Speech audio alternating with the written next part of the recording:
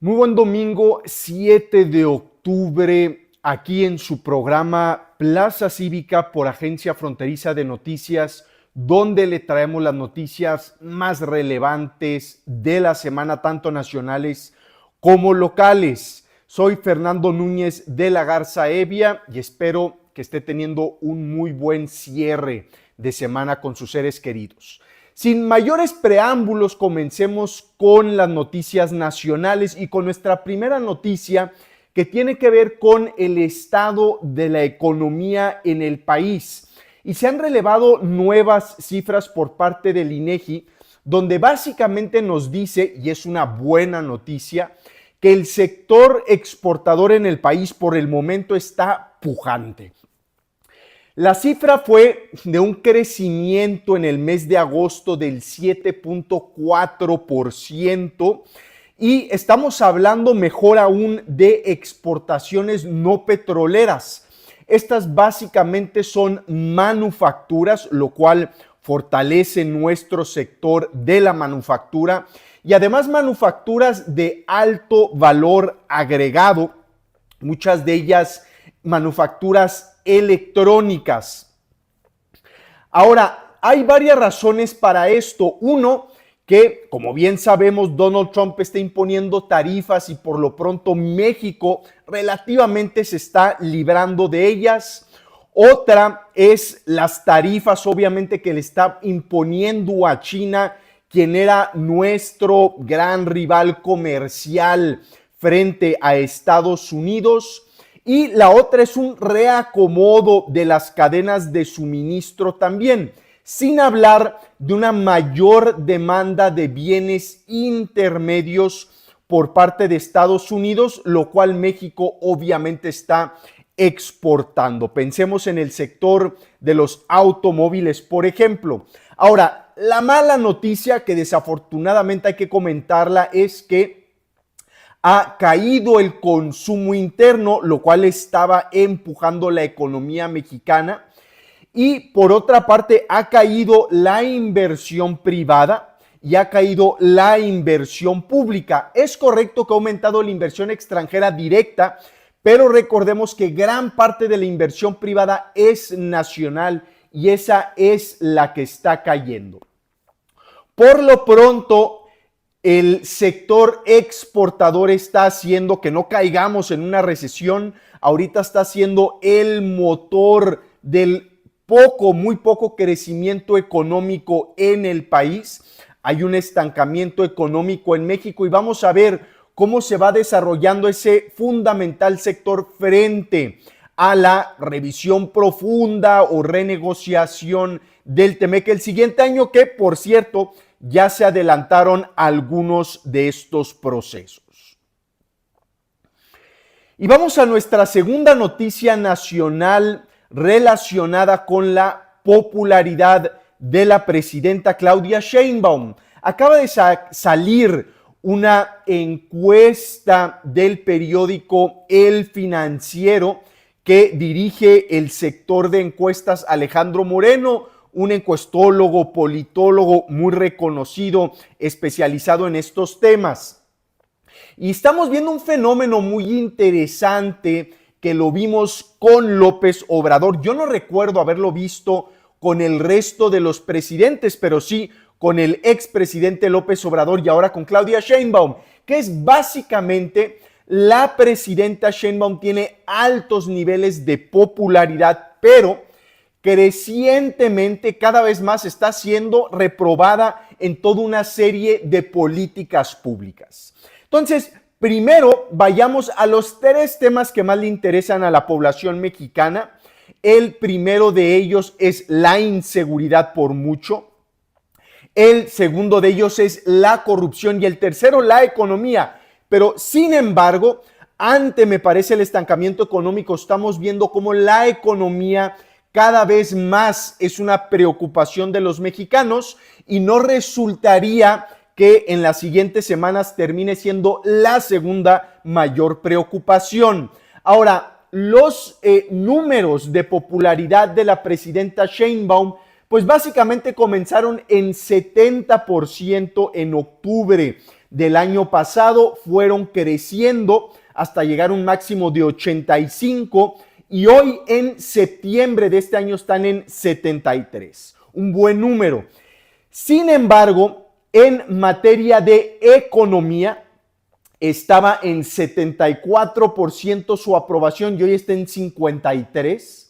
En corrupción estaba en 39% la aprobación y hoy está en 19%, un número bastante bajo. En seguridad pública la aprobación estaba en 57 y ya bajó a un 41. En combate al crimen organizado estaba en un 35 y ahora está en un 20%. Y finalmente, obviamente los apoyos sociales, esos sí la libran, estaban en un 83% y sin embargo han disminuido un poco a un 75%. Vamos a ver si le da, digamos, el partido, la presencia de la presidenta Sheinbaum para mantener esta disonancia entre popularidad personal y por otra parte, pues esta creciente reprobación en toda una serie de políticas públicas que son esenciales para los mexicanos. Y vamos a nuestro tercer tema nacional que tiene que ver con el decreciente estado de la infraestructura pública en el país. Lo estamos viendo, por ejemplo, con el apagón en la península de Yucatán en el mes de septiembre, donde 2.2 millones de mexicanos se quedaron sin luz y ya ha habido recurrentes apagones durante los últimos años. Lo estamos viendo también, por ejemplo, con las inundaciones en la Ciudad de México, cada vez peores, cada vez mayor descontento en la capital del país con estos temas. Y así lo vemos con toda una serie de servicios públicos cuya calidad y alcance cada vez disminuye más. Esto es un tanto de esperarse, porque como lo hemos venido comentando en este espacio, la inversión pública en el país ha disminuido.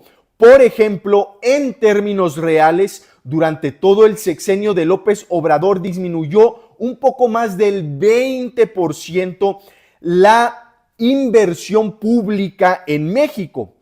Ahora, de enero a agosto de este año, la inversión pública ha disminuido 33.7% en comparación con el mismo periodo del año anterior, que estamos hablando más de una tercera parte de disminución. Y entonces, claro que también por otra parte vemos recortes en materia de seguridad, en materia de salud, en materia de medio ambiente, etcétera, etcétera. Y todo esto tiene varios factores. Uno de ellos es el enorme déficit que dejó la administración pasada de casi 6% en el 2024. Un déficit que no se veía en más de 35 años. Por otra parte, hay un proceso de lo que le llaman consolidación fiscal, es decir, se quiere ir disminuyendo el déficit público año con año, no se quiere hacer de manera tajante para no recortar tanto gasto público, pero sí se ha venido haciendo. Y por otra parte, pues el la deuda del país y el servicio de la deuda, es decir, lo que pagamos por una deuda que crece, no está en niveles alarmantes, pero sí crece, y por una deuda que tiene pues muchos intereses, el servicio de la deuda y también los programas sociales, que como usted sabe se pusieron en la Constitución y se elevaron mucho las prestaciones de muchos de estos programas rumbo al 2024 y entonces la erogación es enorme. Entonces vemos una decreciente inversión en la infraestructura pública del país, que algunos ya mencionan, estamos hipotecando el futuro del país, que desafortunadamente tiene sentido. Y vamos a nuestro cuarto tema nacional, que tiene que ver con la ley de amparo, una ley fundamental para el país que, como usted sabe, es la ley que básicamente protege a los ciudadanos, a los individuos mexicanos frente al poder del Estado. Y gracias a esta ley hay toda una serie de garantías que no le permiten al Estado mexicano pues abusar de sus ciudadanos. Y ha habido ya cambios importantes que han sido muy criticados, y creo que con toda la razón, por una serie de juristas en el país, donde básicamente se le va a dar mayor poder al Estado mexicano para decidir sobre el patrimonio, por ejemplo, de los mexicanos, de una manera crecientemente discrecional. Por ejemplo, si la unidad de inteligencia financiera llegase a embargar cuentas, pues ya no va a proceder la suspensión.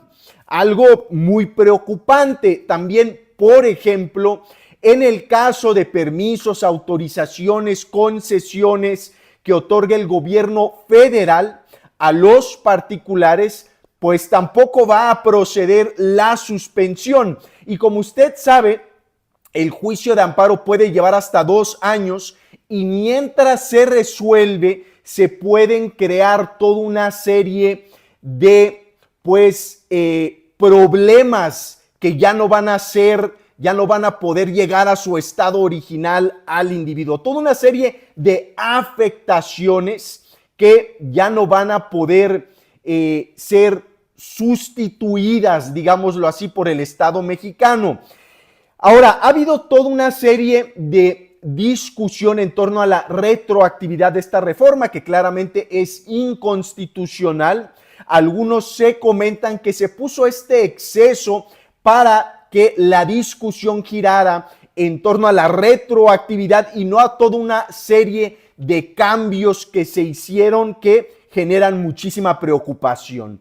Finalmente, esto no abona a la certidumbre jurídica del país, va de la mano con la elección judicial, la desaparición de los institutos de transparencia y toda una serie de políticas a las cuales se les achaca la caída de la inversión privada nacional. Ciertamente hay factores externos como Trump, pero ciertamente estos factores nos han lastimado mucho. Entonces, la ley de amparo, pues no es una buena noticia para generar inversión y crecimiento económico en el país. Y ahora vayamos a nuestra quinta noticia nacional ya local, que tiene que ver con la desaparición de algo que comentaba ahorita, del Instituto de Transparencia y Acceso a la Información Pública de Baja California. El 30 de septiembre ya fue oficialmente su último día. Y pues esto es un enorme retroceso porque antes teníamos un instituto garante de la transparencia donde concentraba pues todo el ámbito de competencia de la transparencia en un solo instituto que además tenía autonomía. Ahora la transparencia, imagínense, va a depender de cada poder del Estado, es decir, el Poder Judicial va a manejar su propio instituto de transparencia, el Poder Legislativo su propio instituto y el Poder Ejecutivo su propio instituto, el cual van a llamar Transparencia para el Pueblo. Y al parecer, si uno va a tramitar un recurso, pues van a ser los mismos poderes los que van a resolver, van a ser jueces y partes, y si no, ya se va a poder acudir al Poder Judicial, que también está ya básicamente monopolizado por el partido en el poder. Nunca ha salido bien esto, es decir, que sea el propio gobierno el que maneje la transparencia en el país. Y recuerde usted que se necesita que haya transparencia para que haya combate a la corrupción. Ahora, que haya transparencia no es garantía de que haya combate a la corrupción. Eso le pasó al país. Hubo reformas importantísimas en materia de transparencia reconocidas internacionalmente, que sin embargo seguimos teniendo problemas importantes de corrupción. Pero si acaba con la transparencia su autonomía, pues seguro no va a haber combate a la corrupción y me atrevería a decir algo, va a incrementar la corrupción. Entonces, malas noticias en lo que había sido una conquista fundamental de la democracia mexicana, en México y en Baja California. Y finalmente vayamos a la sexta noticia local que tiene que ver con esta guerra de cifras que hay en torno a la incidencia delictiva en Baja California. Últimamente ha habido ya algunas quejas de parte del Consejo Ciudadano de Seguridad Pública de Baja California, junto con el Consejo Coordinador Empresarial de Mexicali, donde básicamente comentan que se están maquillando las cifras. Es decir, que cuando uno acude a denunciar un delito le dan un número único de certificado, me parece que le llaman un NUC, y con el NUC famoso, pues ya se registra el delito y comienzan formalmente las investigaciones. Sin embargo, el gobierno ya no está dando NUCs, está dando otro tipo de registros como el registro de asistencia ciudadana, el RAC, y con eso no comienzan investigaciones y no se registra el delito. Entonces, eso es lo que argumenta el Consejo Ciudadano y el Consejo Coordinador Empresarial de Mexicali. Recordemos que según cifras oficiales ha disminuido pues la incidencia delictiva y el homicidio doloso en el estado. Recordemos también que somos uno de los estados con más homicidios por cada 100,000 habitantes en el país y que la seguridad es la mayor preocupación no solo de los mexicanos, sino también de los baja californianos. Entonces, pues hay un creciente debate en torno a las cifras públicas en materia de incidencia delictiva que está dando mucho de qué hablar en Baja California. Estos son algunos de los temas más importantes de noticias nacionales y locales. Esperemos que esté teniendo un muy buen domingo. Este es su programa Plaza Cívica por Agencia Fronteriza de Noticias. Soy Fernando Núñez de la Garza Evia. Esperemos que siga teniendo un muy buen domingo y nos vemos el siguiente domingo con más noticias nacionales y locales. Que esté muy bien. Hasta pronto.